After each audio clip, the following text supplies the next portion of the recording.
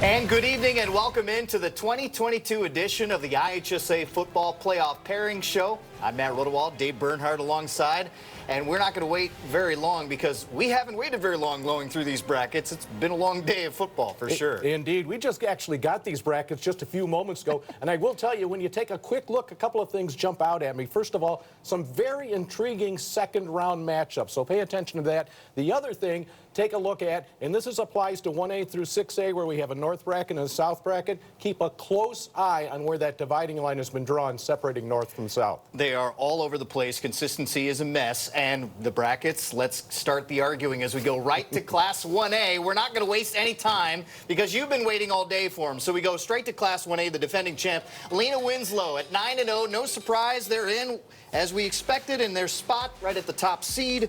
They're only lost in the playoffs since 2017 to Forreston, 18-1 in that stretch. That's how good they've been. They get Richards. Congrats, your first ever playoff bid. Mid-County Co-op and the 8-9 game against Stark County. Pay attention to those 5-4 records there in that 8-9 game. Fulton and Aurora Christian, the 4-13 game. And then there's Anna Weathersfield and Rockford Lutheran, who stole a bid last night to get into the postseason.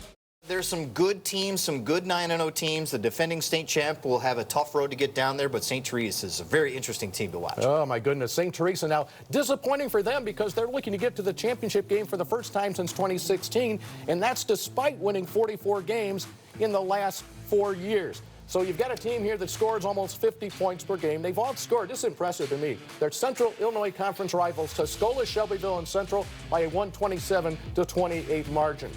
If I'm looking for a sleeper team in this bracket, I'm going to look to the west. I really like the Rock Ridge Rockets, and I'll tell you why. Their only loss of the season came in Week 1 to Princeton. We'll talk about Princeton when we get to Class 3A. But Rock Ridge, all they do is win. They don't dominate teams, but you get on the field with them, and somehow Rock Ridge comes out on top.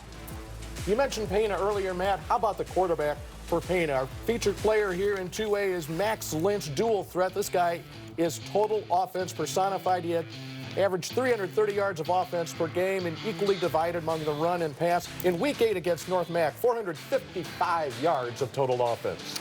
1,700 rushing yards, 22 rushing touchdowns. How about 2,700 total yards? So it's really balanced. You weren't kidding about that with 31 touchdowns. He's awfully good. We are 1 through 5 in the books. Matt and Dave with you as we get set to go for Class 6A. This is where it gets even more interesting to see where these matchups land. And the last cut line we got to worry about. Indeed. 6A, one of the most intriguing, again, I use that word a lot, but I love this bracket as well. Wakanda, your top seed. Yeah, they lost last night. They still are in the top seed at 8-1 for Wakanda.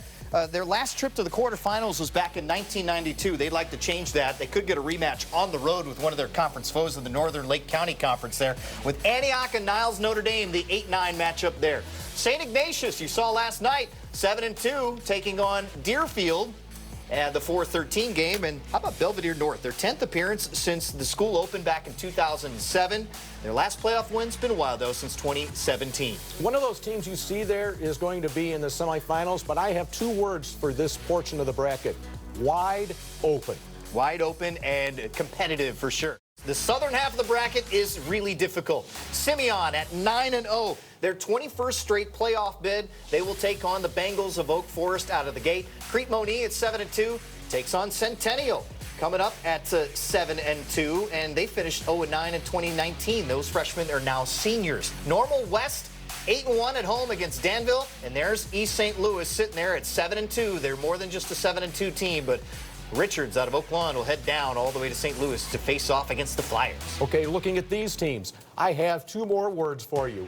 Not fair. Look at all these teams here. Now, you take a look at the line, first of all, for Simeon. Yeah, Simeon is in the southern part of this bracket because there's so many 6A teams that sit above the line as to Simeon. But take a look at this. Simeon, Crete Monee, Normal West, East St. Louis. My goodness, all stacked together. Those are some really good second-round matchups. So let's talk about, of course, the IHSA's, where their bracket falls for East St. Louis. And, they lost two games out of the gate, but they're nationally ranked teams, really good teams. They've had a really good schedule. Well, and those 2 losses by just 9 points, those nationally ranked teams.